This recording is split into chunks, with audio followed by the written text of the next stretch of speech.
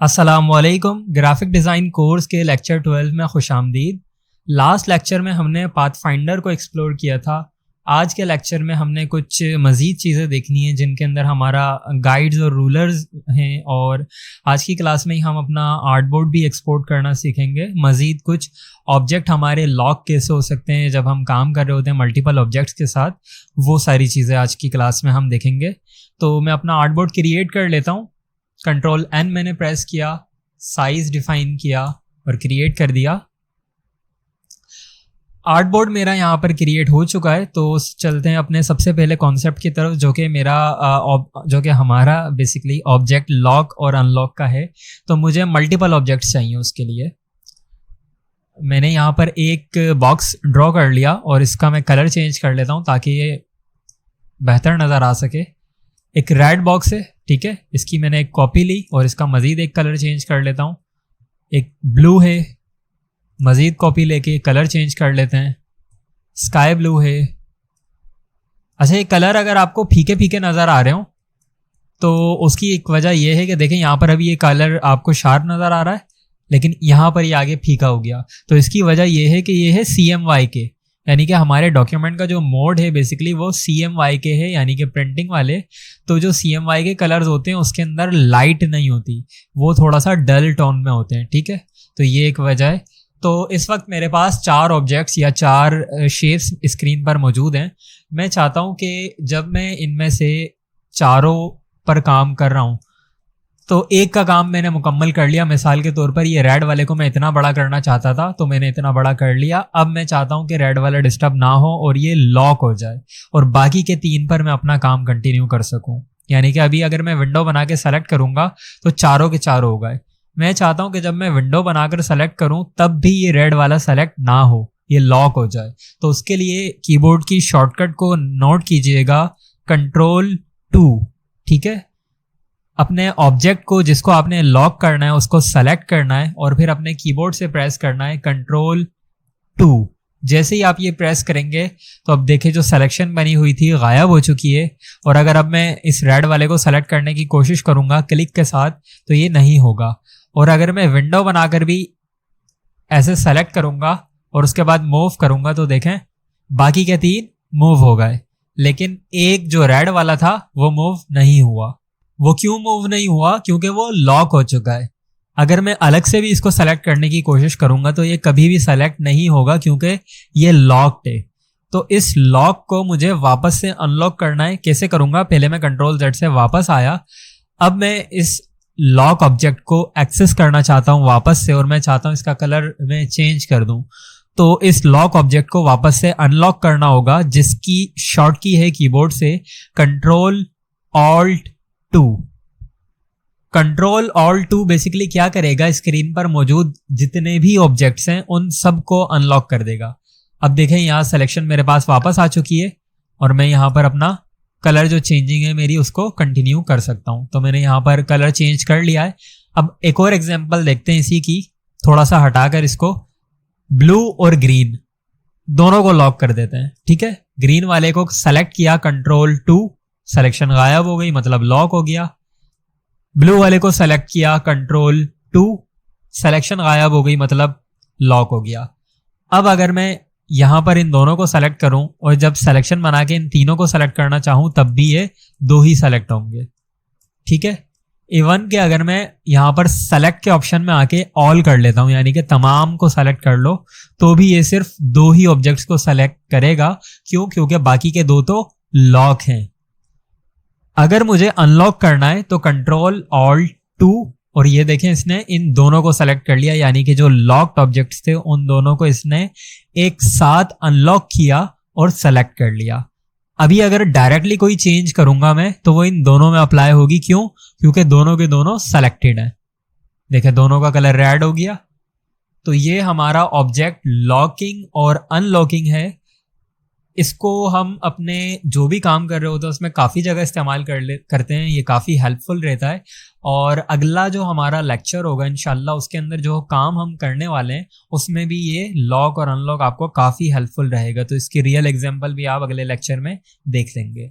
तो ये हमारे आज के लेक्चर का पहला कॉन्सेप्ट, पहला टॉपिक था। अपने अगले टॉपिक की तरफ चलते हैं, जो कि हमारा आर्टबोर्ड एक्सपोर्ट के हवाले से है। अभी तक हम अपना काम जो सबमिट कर रहे थे या सेव कर रहे थे बेसिकली, तो वो किस तरह कर रहे थे कि एलिस्ट्रेटर की फॉर्म में ही हम सेव कर लेते थे, लेकिन अगर व्हाट्सएप वगैरह पर हमें सेंड करना होता था, किसी को दिखाना होता था, तो हम मोबाइल से फ़ोटो खींचकर या स्क्रीनशॉट लेकर दिखा रहे थे। तो इसका सही तरीका ये नहीं होता, बल्कि सही तरीका ये होता है कि आप उसकी जेपीजी या पीएनजी को एक्सपोर्ट करें। तो मैं क्विकली एक आर्ट वर्क बना लेता हूँ, अपना एक डिज़ाइन बना लेता हूँ, ठीक है। जैसे मिसाल के तौर पर यही मेरा आर्ट वर्क है जो कि मैंने बना लिया है। मैं एक काम करता हूँ, इसका कलर चेंज कर लेता हूँ लाइक दिस, बल्कि एक डिफरेंट कलर कर लेता हूँ।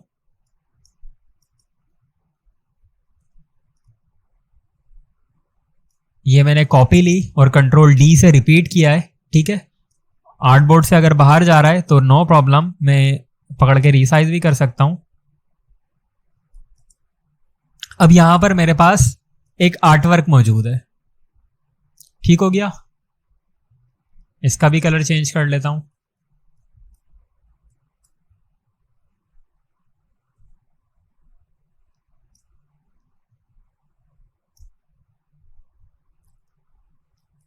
अब मैं चाहता हूं ये जो डिजाइन मैंने बनाया है मैं इसको सेव करूं। तो सबसे पहले तो मैं अपनी इलस्ट्रेटर की फाइल को सेव करूंगा। फाइल के अंदर जाऊंगा, सेव पे क्लिक करूंगा और यहां पर अपना कह दूंगा कि ये मेरा पैटर्न था। पैटर्न को मैं डेस्कटॉप के ऊपर सेव कर लूंगा और यहां से ओके करूंगा। अपने डेस्कटॉप पर आता हूं, एक्सेस करके देखता हूं, ये देखें पैटर्न के नाम से यहां पर एआई फाइल मौजूद है। मैं इलस्ट्रेटर से इसको क्लोज कर देता हूं। इलस्ट्रेटर से ही क्लोज हो चुकी है। डेस्कटॉप पर आकर वापस ओपन करता हूं डबल क्लिक करके, तो ये देखें जो फाइल मैंने सेव कराई थी पैटर्न की, वही फाइल सेव हो चुकी है। अब मैं चाहता हूं इसकी जेपीजी या पीएनजी को एक्सपोर्ट करूं, तो उसके लिए मुझे आना है फाइल के अंदर, एक्सपोर्ट के अंदर, एक्सपोर्ट एज के अंदर। बाकी दो ऑप्शन हम बाद में देखेंगे इंशाल्लाह, अभी फिलहाल हमें क्विकली देखना है एक्सपोर्ट एज। तो यहां पर ये मुझसे पूछ रहा है नाम बताएं, मैंने कहा पैटर्न के नाम से ही। फिर आगे ये मुझसे पूछ रहा है किस फॉर्मेट में, पीएनजी में, एसवीजी में, टिफ में, काफी सारे हैं, ये रहा जेपीजी। तो फिलहाल हमें जेपीजी और पीएनजी की जरूरत पड़ती है, तो पीएनजी पे हम सेव करा लेते हैं इसको। और यहां पर एक ऑप्शन मौजूद है यूज आर्टबोर्ड। ये बेसिकली क्या करता है, अगर मैं इसको चेक लगा दूंगा तो ये आर्टबोर्ड के अंदर जितना भी काम है उसको सेव करेगा और आर्टबोर्ड के बाहर जितना काम है उसको डिस्कार्ड कर देगा। जबकि अगर मैं इसको चेक नहीं लगाऊंगा तो ये आर्टबोर्ड के बाहर वाला काम भी सेव करेगा पीएनजी फाइल के अंदर। मैं आपको दिखा देता हूं। सबसे पहले हम क्या करते हैं, इसको कैंसिल करते हैं, मैं सेव नहीं कर रहा और अपने आर्टबोर्ड के बाहर एक कलर कर रहा हूं और लेट से इस कलर का मैंने एक बॉक्स बना लिया मजीद अपने आर्टबोर्ड के बाहर। अगर मैं आपको ये तमाम ऑब्जेक्ट्स डिलीट करके दिखाऊं तो ये मेरा आर्टबोर्ड था। कंट्रोल जेड से वापस आता हूं। ये मेरा आर्टवर्क है जो कि इस आर्टबोर्ड के अंदर मौजूद है, लेकिन ये जो मेरा बॉक्स है ये आर्टबोर्ड के बाहर मौजूद है। फाइल के अंदर जाता हूं, एक्सपोर्ट करता हूं, एक्सपोर्ट एज करता हूं। सबसे पहले हम इस ऑप्शन को चेक नहीं करते और डायरेक्टली एक्सपोर्ट कर लेते हैं अपनी एक पीएनजी। तो ये मुझसे पूछ रहा है रेजोल्यूशन क्या रखनी है, मैंने कहा 300 जो कि हाई है, ओके किया। डेस्कटॉप पर आता हूं तो ये देखें ये पैटर्न पीएनजी के नाम से सेव हो चुकी है। ओपन करके देखूंगा तो ये देखें ये काम जो था राइट वाला ये आर्टबोर्ड पर मौजूद था और ये लेफ्ट वाला आर्टबोर्ड के बाहर मौजूद था, लेकिन इसने इसको भी सेव किया है। वापस अपना इलस्ट्रेटर खोलता हूं, फाइल, एक्सपोर्ट, एक्सपोर्ट एज, और इस बार मैं यूज आर्टबोर्ड को क्लिक कर देता हूं और अपना एक्सपोर्ट कर लेता हूं एक डिफरेंट नेम से, पैटर्न 2 के नाम से। एक्सपोर्ट किया, रेजोल्यूशन हाई, सेव किया। अपने डेस्कटॉप पर आकर देखता हूं तो अब की बार देखें इसने सिर्फ और सिर्फ आर्टबोर्ड के अंदर जो हिस्सा था उसको एक्सपोर्ट किया और जो बाहर उसके पड़ा था उसको इग्नोर कर दिया। ये पहले वाला, ये बाद वाला। उम्मीद है आपको ये चीज क्लियर होगी। मजीद इसके अंदर एक और कॉन्सेप्ट है जिसको इंशाल्लाह हम आगे चलकर देखेंगे, और वो ये कॉन्सेप्ट है कि एक से ज्यादा जब आर्टबोर्ड हमारे पास होते हैं तो ये किस तरह से वर्क करता है। तो उनको इंशाल्लाह हम अपने आगे जाके देखेंगे जब हम मल्टीपल आर्टबोर्ड्स के साथ वर्क कर रहे होंगे। अपने तीसरे टॉपिक की तरफ चलते हैं जो कि हमारा रूलर्स और गाइड्स है। तो रूलर्स और गाइड्स के लिए बेसिकली मैं तमाम इन चीज़ों को डिलीट कर देता हूँ, एक्स्ट्रा शेप्स को, एक को मैं रहने देता हूँ। यहाँ पर रूलर्स को एक्सेस करने के लिए मेरे पास एक कीबोर्ड से शॉर्टकट मौजूद है, control R, R for run, ठीक है। तो ये कंट्रोल आर जैसे ही मैं प्रेस करता रहूंगा तो ये गायब होता रहेगा या शो होता रहेगा। अगर मौजूद है तो गायब हो जाएगा, गायब है तो वापस से नमूदार हो जाएगा। अगर आपको कीबोर्ड से नहीं करना तो आप व्यू के अंदर जाके भी इसको कर सकते हैं। व्यू के अंदर रूलर्स, हाइड रूलर्स, तो ये हाइड हो गए। व्यू, रूलर्स, शो रूलर्स, तो ये देख रहे हैं आपके पास ये यूनिट्स ऊपर कुछ नजर आ रहे हैं, ये बेसिकली इनको हम कहते हैं रूलर्स। और रूलर्स के अंदर से निकलती हैं गाइड्स, जो कि मेजरमेंट के लिए इस्तेमाल होती है। मिसाल के तौर पर मैं क्या करता हूं, इस आर्टवर्क को क्लोज कर देता हूं, पैटर्न को क्लोज कर देता हूं कंप्लीटली। मैं अपना एक नया आर्टवर्क क्रिएट करता हूं, कंट्रोल एन मैंने प्रेस किया, और अब की बार मैं पॉइंट्स में नहीं लेता, इंचेस में लेता हूं, ठीक है। मैं यहां पर एक साइज लेता हूं 3.5 इंचेस, जो कि इसकी विड्थ है, और इसकी हाइट लेता हूं 2 इंचेस, जो कि इसकी हाइट है। अब ये साइज मैंने कहां से इंचेस में डिफाइन किया, यहां से। यूनिट क्योंकि मैंने पिक्सल नहीं रखा, यूनिट मैंने रखा है इंचेस, तो ये इंचेस में बनेगा। क्रिएट किया तो ये एक विजिटिंग कार्ड का साइज मेरे पास बन गया। विजिटिंग कार्ड का जो साइज होता है बेसिकली वो 3.5 इंच उसकी चौड़ाई होती है और 2 इंच उसकी लंबाई होती है। तो यहां पर विजिटिंग कार्ड का एक साइज मैं अपने पास ले चुका हूं। अब जो मेजरमेंट वाली चीजें हैं मैं उनको देखता हूं। कंट्रोल आर मैंने अपने कीबोर्ड से प्रेस किया तो अब देखें यूनिट्स जो है दूर दूर नजर आ रहे हैं। पहले करीब करीब नजर आ रहे थे, अब दूर दूर नजर आ रहे हैं। वजह क्योंकि साइज इंचेस में है। मैं इस रूलर के ऊपर राइट क्लिक करता हूं तो ये मुझे दिखा देगा कि इंचेस सेलेक्टेड है, यानी कि इस वक्त जो रूलर के यूनिट्स आपको नजर आ रहे हैं वो इंचेस की फॉर्मेट में नजर आ रहे हैं। अगर मैं इसको पिक्सल्स में कर दूं तो अब देखें ये पिक्सल्स की फॉर्मेट में नजर आ रहा है, यानी कि ये देखें ये 0 पिक्सल से शुरू हो रहा है और यहां तक आते आते कितने पिक्सल हो गए, 250 पिक्सल्स। अगर मैं इसको चेंज करूं इंचेस के अंदर तो यहां पर ये मुझे बता रहा है कि 0 से मैं शुरू कर रहा हूं। ये देखें ऊपर 0 लिखा हुआ है यहां पर, और इसकी सीध में अगर देखूं मैं तो ये 3.5, ये 3 था और ये 4 था। अगर मैं गिनूंगा 3 के बाद 1 2 3 4 5, तो यहां पर ये एंड हो रहा है, ठीक है।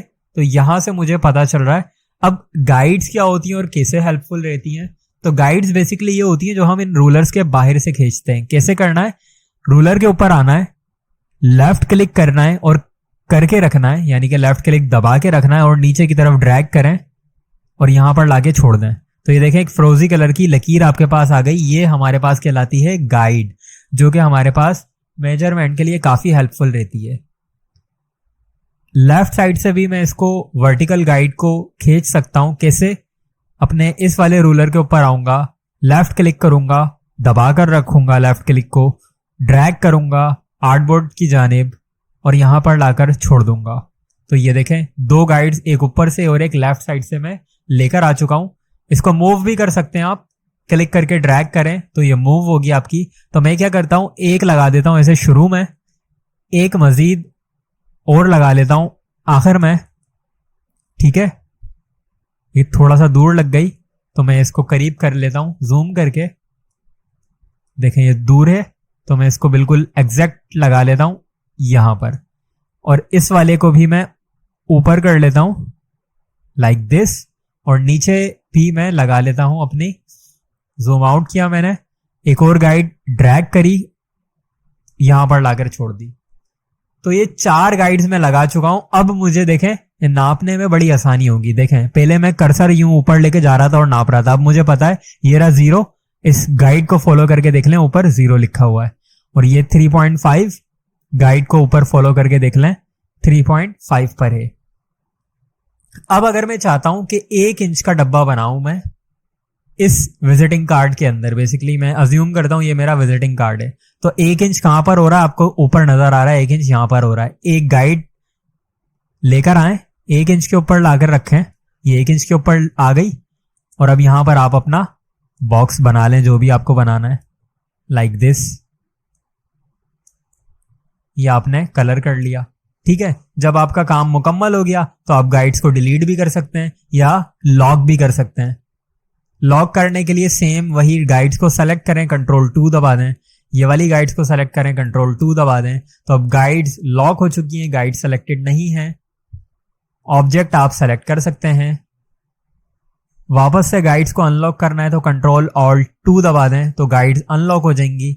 अभी आपको इनको मूव कर सकते हैं। ठीक है, अगर आपको गाइड्स हाइड करनी है टेम्परेरी तौर पर, तो विंडो के अंदर आए, सॉरी व्यू के अंदर आए, और यहां पर होगा एक ऑप्शन जो कि हमारा गाइड्स को हाइड करेगा। यहां पर ये रहा गाइड्स और हाइड गाइड्स। आगे लॉक के लिए और हाइड के लिए शॉर्ट कीज भी मौजूद हैं। गाइड्स के अंदर मैं कर देता हूं हाइड, इनको हाइड गाइड्स, तो ये गायब हो चुकी हैं, लेकिन ये सिर्फ गायब हुई है, मौजूद हैं, यानी मुझे नजर नहीं आ रही, इसका मतलब ये डिलीट नहीं हुई, मौजूद यहीं की यहीं है लेकिन नजर नहीं आ रही। वापस से अगर मैं इनको लेकर आना चाहता हूं तो अगेन मैं व्यू के अंदर आऊंगा, गाइड्स के अंदर आऊंगा और इनको शो कर लूंगा। यहां से शॉर्ट की से करना चाहूं तो Ctrl+, L के बराबर में ये शॉर्ट की मौजूद है, Ctrl+, ये शो हाइड, ये इस तरह से कर सकते हैं। शो हो गई, ये हाइड हो गई। जितनी बार आप प्रेस करते रहेंगे ये शो हाइड होती रहेंगी। और अगर आपको इनको लॉक करना है तो लॉक के लिए भी की मौजूद है, Ctrl+Alt और सेमीकोलन। Ctrl+, से हाइड हो रही थी, ठीक है, और Ctrl+Alt+, अगर आप दबा देंगे तो तमाम की तमाम गाइड्स लॉक हो जाएंगी एक साथ। आपको सेलेक्ट करने की जरूरत नहीं है, ये यहां पर लॉक हो चुकी हैं। अगर नहीं समझ आ रहा तो यहां पर जाके देख सकते हैं व्यू के अंदर गाइड्स, अनलॉक गाइड्स, देखें आगे शॉर्ट की भी दिखा रहा है, Alt Ctrl+, ये अनलॉक हो चुकी हैं। देखें सेलेक्ट कर सकता हूं, वापस से लॉक करनी है, व्यू गाइड्स, ये रहा लॉक गाइड्स, अब ये वापस से लॉक हो चुकी हैं।